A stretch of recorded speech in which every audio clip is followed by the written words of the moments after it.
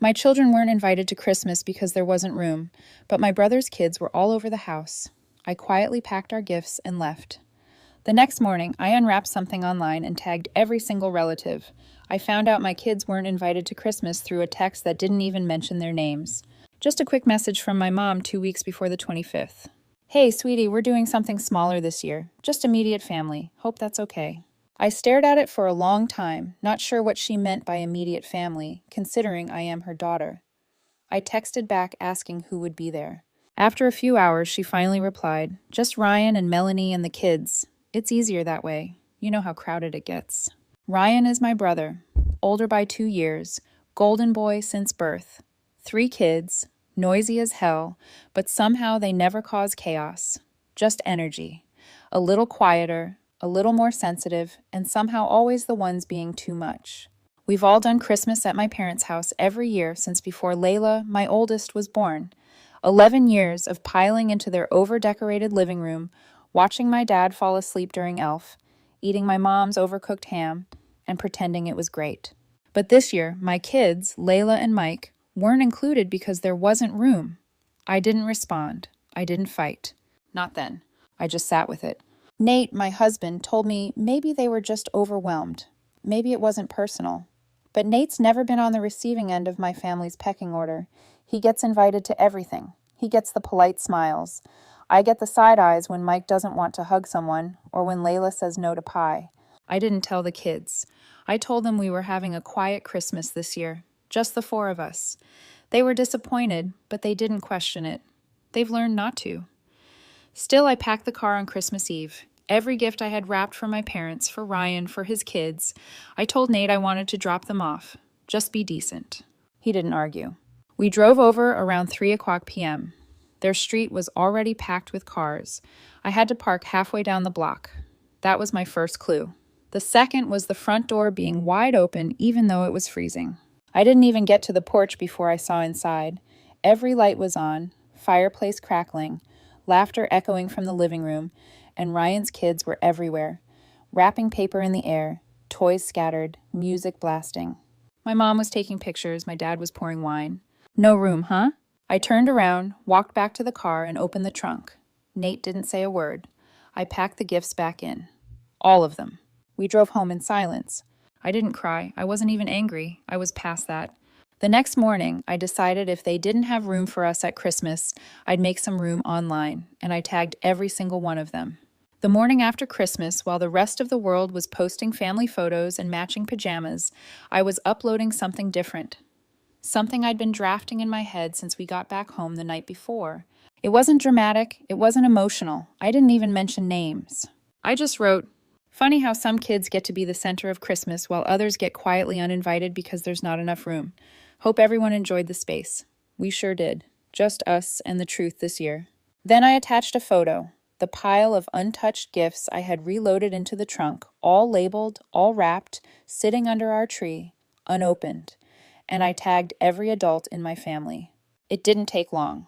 Ryan was first. Texted me within 15 minutes. What is this about? I didn't answer. Then Melanie messaged me a string of passive-aggressive lines. I don't know what you're implying, but this feels really unfair to your parents. Maybe talk to them instead of making this public. I let that one sit too. But it was my mom who called 3 times in a row. I didn't pick up. Then the voicemail came in. She wanted me to take it down. Said it was causing unnecessary drama. Said I was blowing things out of proportion. No apology. Not a word about the kids. That's when I posted a second time. Not deleting anything. My kids deserved an explanation. They're not too young to feel left out. And I'm not too old to pretend silence is polite. If you want this gone, you'll need to say something real to them. Not to me. You know where to find us. After that, my dad called Nate. Not me. Nate. They figured he'd be the calm one. Said they didn't want this to ruin the family, that we should come over and talk. Nate told them we weren't interested in a family meeting where the kids would be treated like background noise again. That night, we sat on the floor and finally opened those gifts with Layla and Mike. I didn't say anything. I just watched them. I saw the way they paused after every box, like they were waiting for more, for the doorbell to ring. Maybe for someone to say this was all a misunderstanding. But it wasn't, and I wasn't finished. Because for the past 5 years, I'd been helping my parents financially, quietly, monthly, covering small things here and there, repairs, prescriptions, groceries when they were a little tight. It wasn't charity, it was love. But love goes both ways. And after what happened, I wasn't sure they remembered that. So I opened one more thing that night, my banking app. I didn't make a big show of it. No threats, no final warnings. I just went into my recurring payments and canceled the auto transfer to my parents' account. It had been $400 a month for the last 5 years, sometimes more around the holidays. Never once did I ask for anything in return. I never even told Nate how much I'd given them until that night.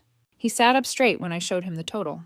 They needed it, he said, and I needed a family who didn't lie to my kids' faces and call it easier.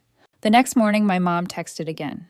This time, she asked if we could come over that weekend and talk without the internet watching. I responded with one sentence. Only if Layla and Mike get an apology first. She left me on red. By New Year's, it had started to spread. A few cousins messaged me privately, saying they saw the post and asking what happened. Apparently, Ryan and Melanie had told everyone I had overreacted because my kids didn't come to a Christmas that was never meant to be a big deal. But they were still circulating the photos. The tree, the matching outfits, the 5-layer dessert tray. Not a big deal, right? A week later, I got a message from my parents' neighbor, someone I barely know, just a sweet older woman who once babysat Layla when we were desperate. She said she hoped everything was okay, that she saw my kids weren't there this year, and it just felt wrong. That's when I knew my parents weren't just embarrassed. They were exposed. The next transfer was supposed to go out on the 5th. When it didn't, my dad texted me. It was just a question mark. That was it. No, how are you? No, we miss the kids. Nothing. Just a question mark. I wrote back. No more financial support until the people I love the most are treated with the same basic respect you give Ryan's kids. You had a chance to fix it. You still do. This time he answered, "You're being cruel. We don't deserve this." Cruel. That word sat with me. I texted back. Cruel is telling your daughter her children aren't welcome and pretending it's about space. Cruel is letting them think they weren't immediate enough. This is called consequences. I haven't heard from him since, but I did hear from Melanie. That message deserves a whole part of its own. It was almost midnight when Melanie messaged me. Long, overly polished, and clearly written after a few rewrites. She opened with a line pretending to care. I hope you and the kids are doing okay. Then immediately got to her point. She said my posts had caused confusion among family, that the kids were starting to ask questions, that she and Ryan didn't appreciate being painted as the reason for the rift. She used phrases like narrative and misunderstandings, and said it would be best for everyone if I deleted the posts and moved forward. Then she slipped in a line that made my skin crawl. You've always been so generous with your time and support, especially financially. I'd hate to see resentment destroy what we've all worked to build as a family. Worked to build. Like I was a business partner, not their scapegoat. Like the years I spent covering bills for my parents and dropping everything when they needed help were just expected parts of the structure. I didn't respond right away. I sat with it. I reread it 3 times.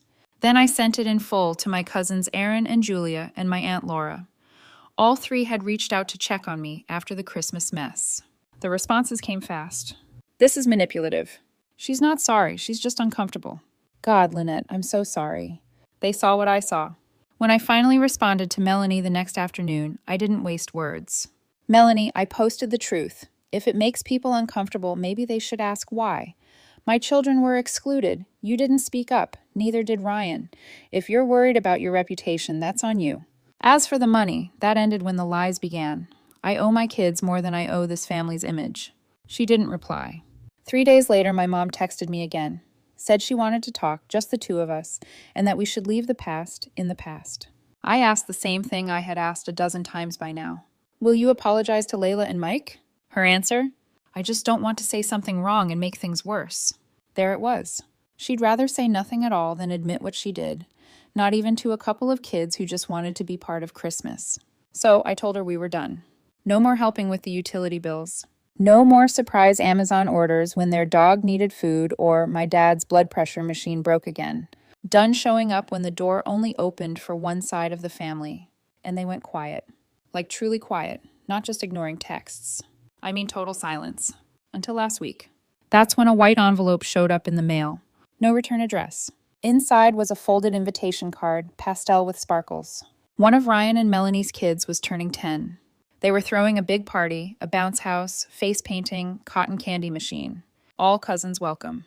They had included Layla and Mike like nothing ever happened. The envelope showed up on a Tuesday. No return address, just our last name in curly letters written across the front, like it had been passed through a glitter factory. I knew what it was before I even opened it. Melanie always goes overboard with party invitations. Inside was a trifold card with balloons and sparkles. One of Ryan and Melanie's kids was turning 10. They were throwing a big top bash complete with a bounce house, face painting, popcorn machines, a magician, the works. And at the bottom, in gold font, all cousins welcome. I put the card on the counter and stared at it like it was something alive. A trap, maybe. After weeks of silence, after being told there wasn't room for my kids at Christmas, they suddenly had a guest list big enough for a circus. Nate saw the envelope when he got home. I didn't say a word. He read it, let out a small laugh, and asked the obvious. So now they want them there? I nodded. He shook his head and didn't push further. We both knew what this was. A PR stunt, a cleanup job. I sat on it for a day. Then I made the hard choice. I told Layla and Mike about the invite. Layla looked confused right away. Mike just blinked. Why now? Layla asked. I told her I didn't know. Mike asked quietly if Grandma and Grandpa would be there. When I said yes, he glanced down at the floor. I don't want to go. And that was that. My kids knew it wasn't real. They knew what the sudden welcome was worth. I felt proud and gutted at the same time. But I wasn't finished. I took a photo of the invitation and posted it to my Instagram story. Close friends and family only. The caption was short and it burned. No room for them at Christmas, but now that there's a magician and other people watching, suddenly there's room at the party. Not buying it. My kids don't need performative love. It wasn't even 5 minutes before the message icon lit up. Melanie. Seriously. That was all she wrote. Like I was the one out of line. Then my dad called. Not me directly. He called Nate again. Tried to act like he just wanted to talk. Nate handed me the phone. He started with the usual. We didn't mean for it to go this far. Things got misunderstood. No one wanted to hurt anyone. Then he asked if I'd consider taking down the post. Not once did he mention the kids. Not once did he say their names. I said the same thing I'd said before. You want it gone? Then apologize. To Layla, to Mike. Look them in the eye and tell them they were wrong to exclude them. Do that and I'll take everything down. He went quiet. Then he said, that's not going to happen. So I said, then neither is this party. And I hung up. They still think this is about appearances, about saving face. They still think I'm the problem. But that story they're trying to protect? It's already cracking. Because the real story, the one they're so desperate to silence, isn't just mine anymore. It's Layla's. It's Micah's. And they remember everything. The party came and went. We stayed home. Mike built a Lego city. Layla read a book cover to cover. Nate grilled outside even though it was freezing. We played board games and laughed and pretended not to wonder what kind of pictures were being posted from that party. I knew there'd be some. Melanie can't help herself. By the next morning, her Facebook was a scrapbook. Group photos, close-ups of the face painter, Ryan pretending to juggle, my parents beaming in every frame, holding Ryan's youngest like he was made of gold. Not a single mention of Layla or Mike. Not even a missed a few cousins caption. Just like we never existed. I scrolled through it once. Then I logged out and deleted the app. A few days later, Nate's sister invited us over for dinner. Just us. No expectations, no undertones. Her kids adore mine, and no one pretends over there. No walking on eggshells. While the kids played, I told her the whole story. All of it. Even the money. She listened. Then she asked something that caught me off guard. Why did you keep helping them for so long? I didn't know how to answer. At first, it was just instinct. They were my parents. They needed help. But somewhere along the way, it became payment. I wasn't just covering bills. I was paying for belonging. And they still shortchanged my kids. A week later, I got a text from my mom. Not an apology. Just a single sentence. We miss the kids. Can we start fresh? I stared at it for a long time. She still wouldn't say the words. Not even close. Just a vague offer to move on without looking back. I typed my response slowly. You can see them when you acknowledge what you did. You don't have to grovel. Just say it to their faces. You were wrong, and they matter. It's been 3 months. She hasn't replied. Ryan and Melanie haven't spoken to me since the night of the post. My parents haven't seen Layla and Mike in person. I thought maybe it would bother me more, that I'd feel guilt. But I don't. Because the truth is, peace found its way into our house the moment we stopped chasing acceptance from people who thought love was conditional. And even if they never say sorry, they'll remember what it cost them. The pictures from that party, they're still up. But everyone who looks at them now sees something else. They see who's missing.